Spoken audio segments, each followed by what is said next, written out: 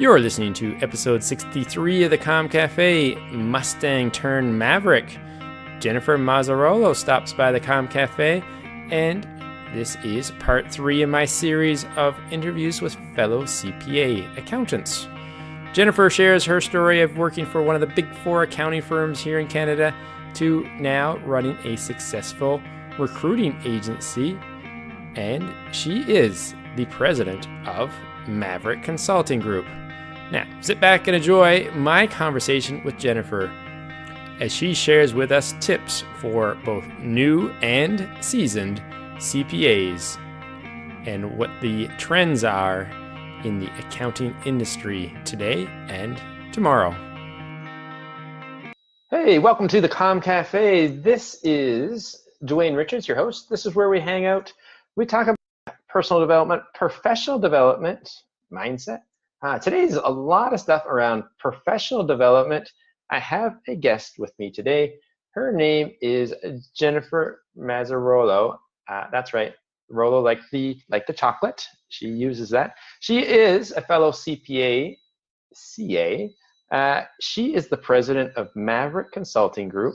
And Jennifer and I met a number of years ago. She actually was a recruiter that put me into one of my last corporate jobs. And we've also done some stuff because we have both, I guess, a passion for golf. So welcome to the Comm Cafe, Jennifer.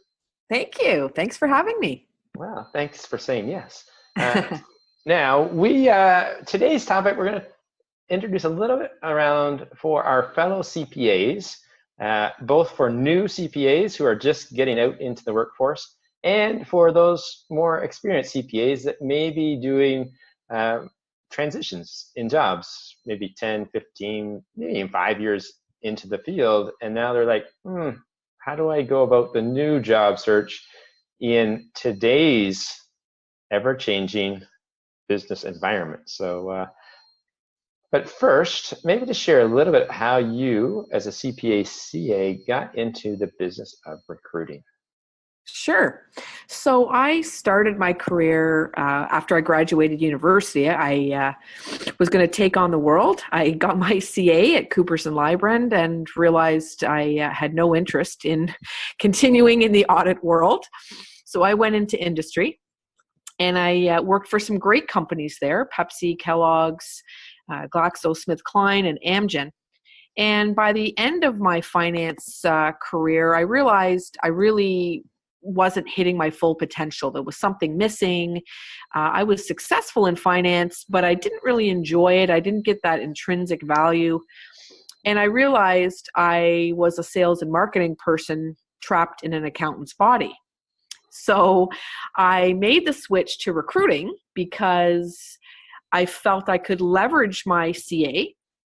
And because I had the industry experience, I could speak the language, I could work with candidates, I could work with clients, but I was also able to help people in multiple ways and drew upon my soft skills to make this happen. So through recruiting, I've been able to further develop and polish up my soft skills around communication, negotiation, conflict resolution. All those things come to bear when you're dealing with both sides of an equation that's people-oriented. And I've always been fascinated with people. I've always been fascinated and very passionate about leadership development. And so for me, I'm able to do all of those things working as Maverick Consulting Group and be able to help people in multiple ways, but still use my finance brain. Mm-hmm. It's great. And I loved your, I was checking out your LinkedIn profile the other day, and I liked your slogan about a Mustang turned Maverick. Did I get that right? What's this? Yes. So the Mustang part is me going to Western University. Exactly. And so Western Mustangs, purple and proud. And Maverick is the name of my company, which funnily enough, I named it Maverick because right before I was thinking of launching and starting business and getting things organized behind the scenes, Joan Rivers passed away. And Joan Rivers was always not that I enjoyed her humor all the time, but she was something of a trailblazer in comedy. Mhm. And I've always used humor as sort of my signature dish, so to speak, and my calling card. So, she had been described as a maverick, a trailblazer, someone who, did things different than everyone else. And I sort of thought, wow, that's me. I've always been in finance. I was always told, well, you're not the typical CA. You're not the typical accountant. And I always took that as a compliment. And now in recruiting for 13 years, people have said, wow, you're not like all the other recruiters. And so I kind of take that as a positive. So I named the company Maverick because I feel like I am. So it resonates with me, and, it resonates with other people that get to know me. Yeah. And it has a great little story, like not a Yeah. little story, but a great story to it that Yeah. say, yeah. And when I said, I saw the LinkedIn, I'm like, oh, I knew that piece about Western. I'm like, that's just a nice way to connect the two. Yeah. The two things that you're passionate about. It helped right. that they both started with M. So it did. Yeah. All right. So there's a little bit of marketing to you. It's awesome. Yeah. All right. Now, why don't you jump right into maybe start with for news? I know obviously you're doing the recruiting for companies, and I know all companies want probably more established or seasoned or experienced CPA professionals. But I wanted to share a little bit for like the new students or even for people that get their CPAs a little bit later in life. Just because I got mine and you probably got your CPAs like right out of school. Not everyone does it that way. Yeah.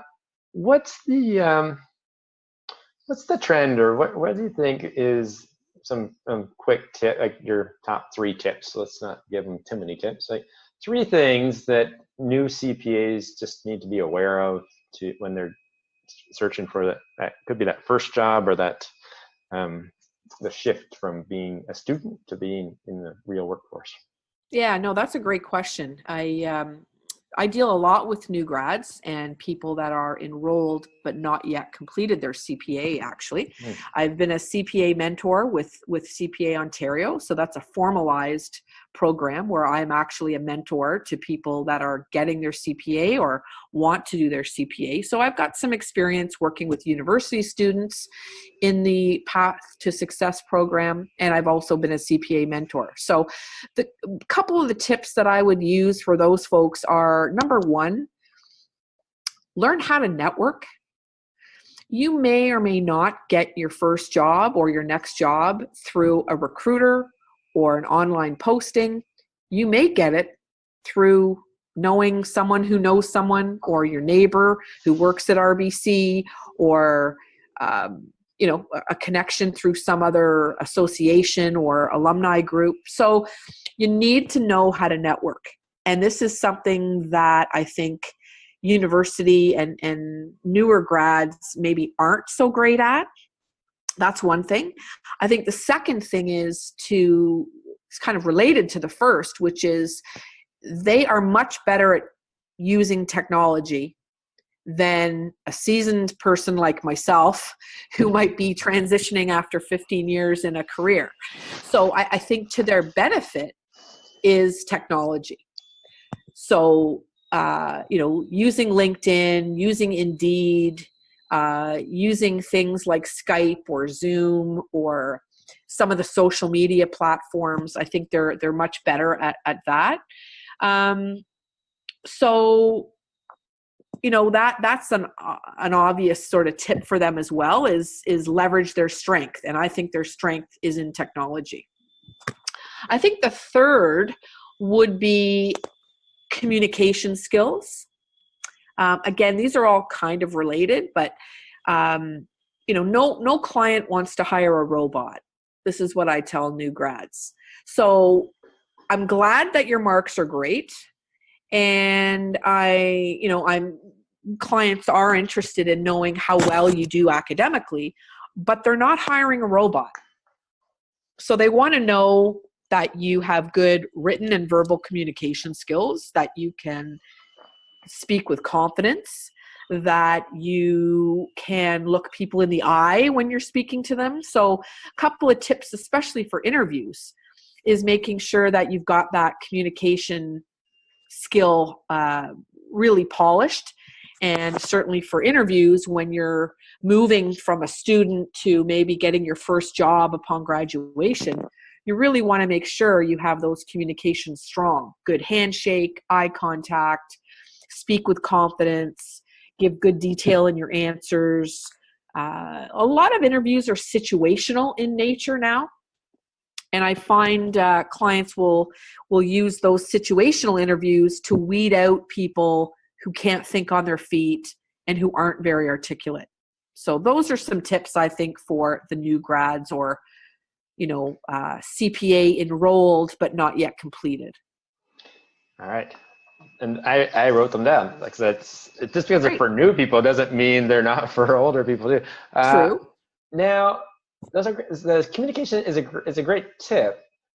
How do we take that the next step further to how do you develop that? Because obviously we're so focused, new students are so focused on like the schoolwork and kind of the extracurriculars and having a little bit of a life. Is it something like Toastmasters or how do they just start to develop those skills so that when it comes to the interview time, they actually have practiced them? Yeah, no, great question as well. And I've had this question asked to me recently by some university students when I was judging a case competition at McMaster. So it's things like that. Get involved in case competitions where there's a technical element, but also a presentation element. Get involved with Toastmasters. If speaking in front of groups is not your natural style and you're not comfortable, you gotta get out of your comfort zone and try to find opportunities. It could be volunteer experience. It could be doing something formal with Toastmasters. It could be volunteering with CPA Ontario. So CPA Ontario is always looking for great people to do some volunteering, and they have a variety of volunteer options.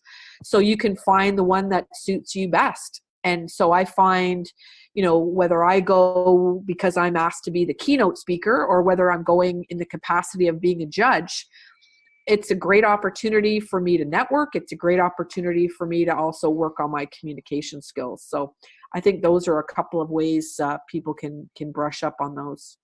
So that's really good. And it's a good point to say that even if you're not just, but as a student, if you're a student CPA, you don't necessarily have to have your full designation yet. You can get involved with CPA Ontario. Yeah, absolutely. Yeah. I still remember, I think we were like first or second year students at Waterloo, and I actually registered with, at the time it was CMA Ontario, and we went to one of the conferences as a student to say, like, what are we getting ourselves into? Like, first year students in account, like we had no idea what I had no idea what exactly I was even getting myself into, going to school to become an accountant. So yeah. All right. Maybe I'll ask one more question on the new before we then get a couple questions on for more experience.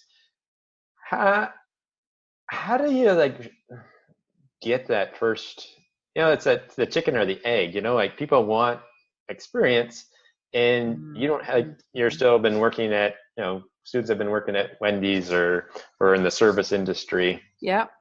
And maybe never actually had an opportunity to work in an office yet. Is it volunteering? Like what's the in on how to get that first, that shift from kind of the service industry potentially into the office environment workplace? Yeah, that's a tough one. And I know I had the same issue actually with my own son. He worked during high school at Buffalo Wild Wings. So, that was his work experience. And he's at Western, he's at Ivy now. And last year was his first real job, in quotes, as a summer intern at RBC. And so he had to figure out how he could translate the skills he learned at Buffalo Wild Wings whether it was teamwork, whether it was attention to detail, whether it was sense of urgency, customer orientation. You can find competencies across the broad spectrum of what would be sort of expected as a CPA, and drill down from there and say, okay, well, so I've been in the service industry. That's fine. But knowing what they're looking for in the CPA program, how do I translate the skills that I've obtained and position it such that I can use some examples? And so that's what he did for his interview at RBC and got the job. So I think you can, I'm a big proponent in believe in yourself, have confidence, sell yourself, and be able to take any kind of experience and translate that into something of value for a future employer.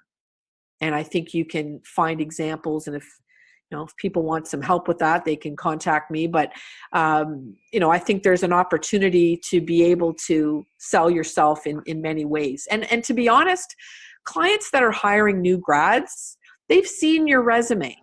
They know what experience you have and don't have. So the expectations, honestly, are pretty low. They see that you've got a degree, or you're working on your degree, you're looking for a summer internship perhaps. And it's really all about the energy and enthusiasm that you bring to the interviews.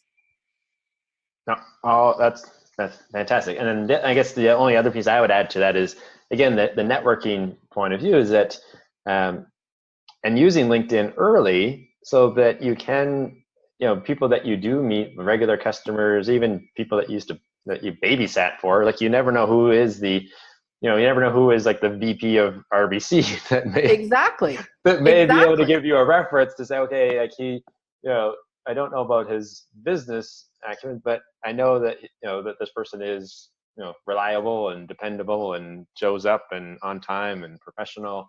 Absolutely. Or the other thing is, don't overlook high school or college professors or university professors as references either. Mm-hmm. So, they're very valuable to have as references as well. Yeah. And I think one of the biggest pieces, I was up at Waterloo back in the fall, and you're right that students are technical, but sometimes they get more focused on, say, on Snapchat or Instagram.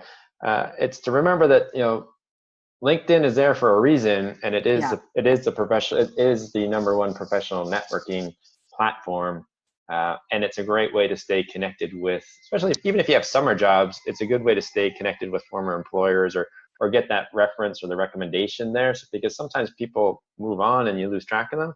But if you have that recommendation on your LinkedIn profile, employers do use LinkedIn. Absolutely. To your resume, so that's absolutely. Add to yours. Your points were fantastic, so thank you. Hey. All right, the more seasoned CPA who we've, I'll share a quick little anecdote, and then I'll get you to show how it would have been better if I had done it a little differently. I spent over 18 years in the corporate accounting world, anywhere from software to healthcare to consumer goods to construction. Moved around. Each move was generally through an agent, like through a recruiter. Uh-huh. The one shift to construction was actually with a former colleague who was then the CFO who hired me. So about networking is also important. But when I left my last corporate job, I looked at my LinkedIn profile and I had 100 contacts. Now, this isn't a boasting, but the other day I just broke through 2,000 contacts. Yeah. So now that I'm in the self-employment, working for myself, networking and making connections on LinkedIn I had to spend a lot of time to do that. If I would have done that strategically, not about looking for a new job, but just building a network during my corporate working experience time, the move or the shift to self-employment would have been a bit easier, or at least a better foundation, because I would have had a better network in place.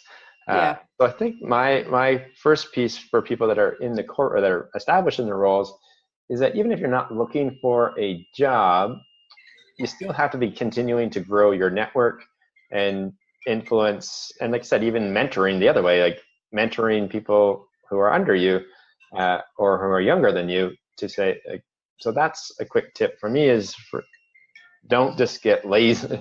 Technically we get lazy, we get comfortable, and then we're like, oh crap, we got to start. Scrambling. We got to start from zero.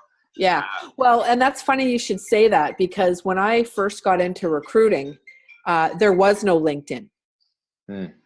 It hadn't been launched. It was, what do you call it? A twinkle in someone's eye. So it wasn't even launched yet. So the benefit that I had when LinkedIn was launched was that I was always very good at establishing very good networks with people I worked with, et cetera. So the first thing I did was reach out to everybody I'd ever worked with since the beginning of time and started linking up. So now, having been in recruiting this long with, over 6,500 connections on LinkedIn, it means that I've set myself up for success now in the business that I'm in. So to your point, I think the way, and I don't want to say millennials, because that's not necessarily the case, but I think people who, I'm going to put them in two buckets. People who harness the technology and use it to their advantage are going to be more advantaged versus the people who want to resist the technology or aren't up with the technology. And this is a great segue into our discussion about seasoned CPAs.